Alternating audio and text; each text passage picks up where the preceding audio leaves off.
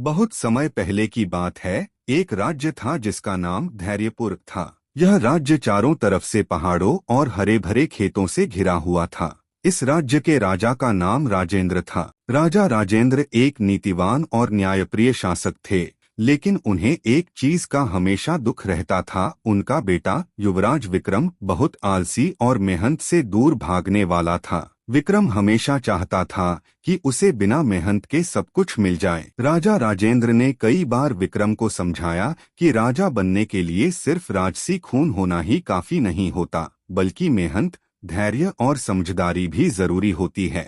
लेकिन विक्रम ने कभी ध्यान नहीं दिया। वह सोचता था कि राजमहल में बैठे बैठे ही सब कुछ हासिल किया जा सकता है। एक दिन राजा राजेंद्र ने अपने सबसे विश्वसनीय सिपाही अर्जुन को बुलाया। अर्जुन राज्य का सबसे मेहनती और बहादुर सिपाही था। उसने कई युद्धों में विजय प्राप्त की थी, लेकिन वह अपनी विनम्रता और मेहनत के लिए ज्यादा प्रसिद्ध था। राजा ने अर्जुन से कहा, अर्जुन, मैं चाहता हूँ कि तुम विक्रम को मेहनत का असली महत्व सिखाओ। उसे समझाओ कि मेहनत के बिना कोई भी बड़ी सफलता प्राप्त नहीं कर सकता।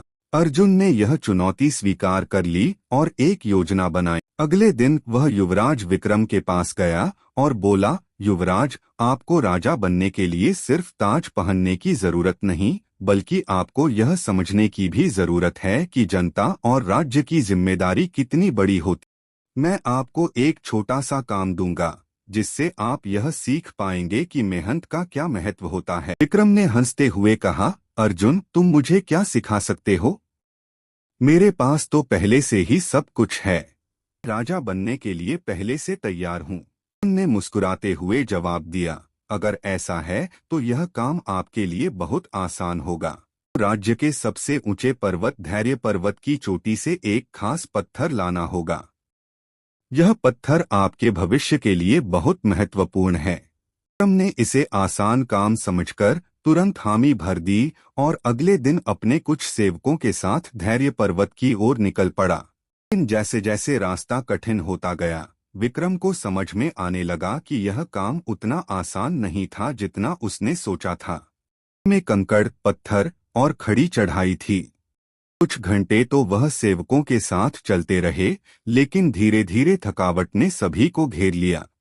हार मानकर बैठ गए और वापस लौटने लगे। थक चुका था, लेकिन उसे अपनी प्रतिष्ठा की चिंता थी। इलाही पर्वत की चोटी की ओर बढ़ता गया। लगी, भूख भी लगी, लेकिन फिर भी वह चलते गया। में उसे ख्याल आता कि क्यों उसने यह काम स्वीकार किया। अब पीछे मुड़ना मुश्किल था। बाद वह गिर पड़ा और लगभग हिम्मत हारने ही वाला था कि अर्जुन वहां प्रकट हुआ। उसे सहारा दिया और कहा, युवराज, यह रास्ता मेहनत और धैर्य का है। तुरंत हार मान लेते हैं, उन्हें मंजिल नहीं मिलती। लेकिन जो अपनी पूरी ताकत और धैर्य के साथ लगे रहते हैं, उन्हें अंत में सफलता जरूर मिलती है। कर विक्रम में नई ऊर्जा आई। फिर से चलना शुरू किया और अंततः वह चोटी तक पहुंच गया। उसे वह पत्थर मिला जिसे अर्जुन ने बताया था। उसने पत्थर उठाया और नीचे की ओर वापस आने लगा। पूरी यात्रा ने विक्रम की सोच बदल दी थी। समझ आ गया था कि मेहनत और संघर्ष ही सच्ची सफलता के रास्ते हैं।